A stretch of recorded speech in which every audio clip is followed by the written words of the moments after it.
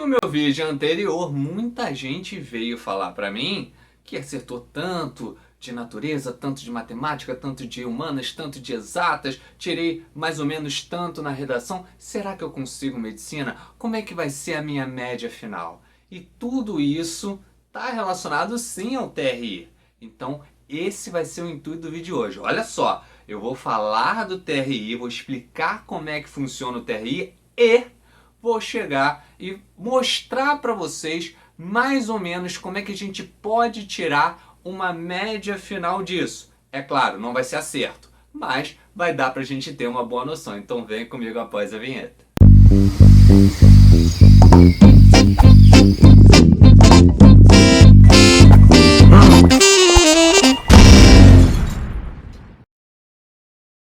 E aí pessoal, tudo bem? JJ aqui na área e você tá vendo que eu estou mais enquadradinho, não é? Você tá vendo isso porque eu tomei uma chamada de um seguidor, na verdade foi de uma seguidora, informando isso, poxa, podia enquadrar um pouco mais para ficar um pouco melhor, então eu vim atender e eu espero que vocês tenham gostado. Se você gostou, comenta aqui, pô, ficou melhor, ficou pior, pra gente ter uma noção, tá? Então vamos lá, deixa de enrolação, professor. Fala logo o que eu quero saber. Então vem comigo. Primeiro, o que é o TRI? O TRI é a teoria de resposta ao item, ou seja, um algoritmo, um método que é utilizado pelo Enem para corrigir e dar uma nota final para você, vestibulando.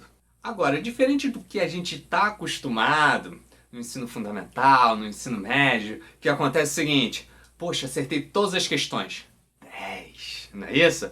Errei tudo, 0, né? Além disso, às vezes tem questão que vale 2 pontos, questão que vale 1 ponto, não tem esse negócio desse? Então o que acontece? Nós somos acostumados ao longo do nosso ensino, seja fundamental ou médio, de que acertei tudo, tirei 10, errei tudo, tirei 0. E agora no Enem não é nada disso. Ou seja, tudo mudou. Calma aí. Então como é que eu vou fazer a pessoa entender? É bem difícil, é bem complexo. E o TRI, ele é complexo sim. Mas eu quero que você note que ele não é injusto, entende? Ele tenta buscar o máximo de justiça possível. Por quê? Porque ele tenta avaliar algumas questões em que numa prova nua e crua não é possível. Então, é claro que não existe um método 100% de justiça, vamos dizer assim, mas o TRI ele acaba tentando balancear isso tudo, fazendo com que a nota seja o mais próximo possível de uma realidade. Então é importante você saber que ele não conta só acerto e erro, entende? Ele é mais do que isso. E além disso, eu quero que vocês entendam que geralmente, e aí eu vou explicar o porquê geralmente, mas as questões do Enem, elas não estão na prova à toa, que parece que alguém elaborou ali, putz, vai para a prova agora. Não é assim não. Não é assim que funciona. Essa questão, ela já é previamente provada. Por quê? Porque o Enem coloca ali para alguns alunos, um número restrito de alunos de resolver, e calma, não vem pensar que você, poxa, se o aluno resolveu, ele vai mandar bem. Não quer dizer isso, galera. Quer dizer o seguinte, são botados para essas pessoas responderem, e não quer dizer que vai nesse Enem seguinte, ou que vai no ano seguinte. Pode demorar 5, 10 anos para a questão entrar, entendeu? Então não tem isso. E, pô, daqui a 4 anos, por exemplo, essa pessoa que fez essa questão, ela já passou para a faculdade, enfim, tá fazendo outra coisa, entende? Então, primeiro eu quero que você entenda isso, que a questão ela já é previamente testada para saber se há realmente algum equívoco na questão, se a questão ela está realmente relacionada, montada direitinho com as competências e habilidades que o próprio Enem exige.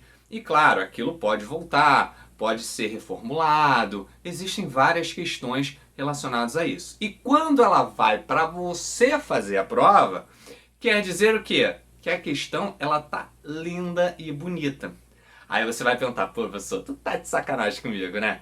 Esse Enem teve 2 questões anuladas, ciência, natureza e matemática. É, realmente. Em biologia, eu vou dizer agora em biologia. Em biologia, eu particularmente, é a minha opinião, galera, eu particularmente acho que as questões devem estar sendo mal testadas, não é possível. Porque o Enem, ele acaba tendo várias questões ali de ciência da natureza, em biologia, que é o que eu estou falando, que tem algum errinho. Pode ser que a questão não seja simplesmente testada ultimamente. E pode ser esse o motivo de que duas questões foram anuladas. E se você pegar o histórico do Enem de anulação de questões, cara, você vai penar aí, ó, vai procurando ver se você acha com facilidade. Não acha não. Então, houve um erro. Houve um erro. Eu acredito que sistematicamente em biologia a gente está vendo pequenos erros que a questão não está sendo anulada. Em 2019 também houve um erro que, na minha opinião, foi grave. Nesse Enem 2020 teve uma questão do transgenia que eu não engoli, mas enfim, a gente tem que entender que aquilo também é feito por um humano. E o humano é feito de falhas. É claro que quando a gente vai testando, a gente reduz a oportunidade dessa falha acontecer. Mas ela pode acontecer. Então eu acredito que ou não estão testando direito, ou deixaram passar por algum motivo. Falha humana acontece em qualquer lugar. Agora, o TRI, ele acaba tendo três formas de analisar. A primeira é o seguinte, com relação à dificuldade da questão, o peso que a questão tem, né? Por quê? Porque, como eu falei para você, essa questão ela já foi testada algumas vezes antes e, claro, o órgão ele acaba tendo o quê? Um feedback sobre isso. Então, quando a questão vai aparecer na tua prova, subentende-se que ela vai ser ou fácil ou difícil. É claro que na hora você tem que enxergar se é uma questão fácil ou se é uma questão difícil. Ora, se é uma questão fácil, é aquela que você bate o olho e você não precisa pensar muito, você já responde de bate pronto, porque você é um cara que estudou e você entendeu rapidamente o comando daquela questão. Já uma questão difícil é aquela que vai te exigir um raciocínio, que vai te exigir um tempo maior, que você vai muitas das vezes ficar com bastante dúvida. Essa é uma questão difícil. A segunda está relacionada à média nacional, à discriminação. Lembra que eu falei que você não errou tudo, você vai ficar com zero, você acertou tudo, você vai ficar com 10 mil, seja o que for? Não é assim que funciona. Na verdade, antes mesmo de corrigirem a sua prova, você já parte do ponto 500. Você já parte da metade, entre 0 e 1000, correto? Conforme você vai acertando mais questões, você vai se distanciando do 500 para cima, em busca do 1000. Enquanto que, quando você vai errando mais questões ou acertando cada vez menos, você vai também se afastando do 500, só que agora no sentido inverso, no sentido de ir para o zero. Mas agora eu te digo, dificilmente alguém vai chegar no 1000 e ninguém vai chegar no zero. Vai por mim que não é assim que funciona. Aquilo serve como uma métrica, um parâmetro em relação a essa média nacional. Então, você não parte do zero, você parte da metade. E a terceira está relacionada ao comportamento do aluno, ou seja, aquele possível acerto casual. Sabe aquela que você não sabia, você no chute botou? É isso aí, é isso que a questão, na verdade, o Enem, ele tenta mapear. E como é que ele mapeia isso? Ele vai ver, por exemplo, que você acertou uma difícil e errou fáceis na mesma habilidade. Entende? Então, ora, se você errou a fácil, provavelmente você vai errar a difícil, não é isso? Essa é a lógica do processo. Só que você acertou a difícil. Então, o que, que o TRI acaba entendendo? É que se você acertou a difícil é porque você chutou. E aí ele acaba te tirando um peso desse ponto, vamos dizer assim. Então você, em vez de ganhar mais pontos, você ganha menos pontos. Mas olha, lembre, olha o que eu estou falando. Na verdade, você não está perdendo ponto. Você só está deixando de ganhar mais pontos. Mas você não deixou de ganhar pontos. Então é importante você entender isso. Nesse parâmetro, na verdade, ambos os acertos, fáceis e difíceis, eles vão te valer ponto, vão ser positivos. Agora, se você acertou uma fácil, você vai com mais pontos. Se você errou a fácil, pum, acertou a difícil, aí essa questão difícil que teoricamente acho que na nossa cabeça fica assim, poxa, valeria mais ponto porque é difícil, acaba tirando um pouco o peso. Então, em vez de subir bastante, acaba não subindo muito. Ou seja, basicamente, tipo assim, se eu não sei somar, como é que eu vou saber multiplicar? Entende? Multiplicar não é um pouco mais difícil do que somar? Ora, como é que eu vou conseguir resolver uma questão de multiplicação se eu não sei o mínimo somar? Como é que eu vou acertar uma questão de segunda lei de Mendel, que é mais complexa que a primeira, se eu errei uma questão de primeira lei de Mendel? Então, é claro, eu só estou botando aqui como exemplo para você entender mais ou menos. Então, tá na mesma habilidade. Se tá na mesma habilidade, você errou a fácil, acertou a difícil, o Enem vai entender que é chute. Aí você pode pensar, pô, professor, mas calma aí. Eu marquei errado no cartão resposta. E aí vem o que eu digo. Ora, ele tenta ser o mais justo possível, mas ele não tem como saber isso, entende? Então, poxa, eu acertei a fácil, mas na hora de marcar no cartão resposta, acabei, em vez de marcar a letra B, marquei a letra C. Só que eu sabia e acertei a difícil. Ele não vai entender dessa forma. Ele vai entender que você errou a fácil, se você acertou a difícil, você, em vez de ganhar bastante pontos, você vai ganhar, mas menos pontos. E isso tem uma certa coerência pedagógica, se a gente for parar para pensar. Então, mais uma vez, o TRE ele não está ali realmente para te prejudicar. Ele só está querendo tornar todo o processo mais justo. E a única maneira de você tirar 0 ou tirar 1000 é sim na redação. É a única forma de você realmente fazer isso. Então, poxa, tirei a nota máxima, 1000. Dei mole em algum assunto, não era para ter falado alguma coisa aí, tirei 0, aí só na redação mesmo. E agora é aquela parte final que eu tenho certeza que você está querendo saber. Como é que eu vou saber metrificar mais ou menos qual é a minha nota?